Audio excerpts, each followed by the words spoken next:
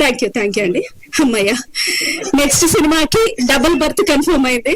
So thank you so much అండి. ఒక మంచి సినిమాని ప్లీజ్ ఆదరిస్తున్న వారికి థ్యాంక్ యూ. ఇష్టం వచ్చినట్టు మాట్లాడుతున్న వారికి we are so sorry, we pity your mind, state of mind.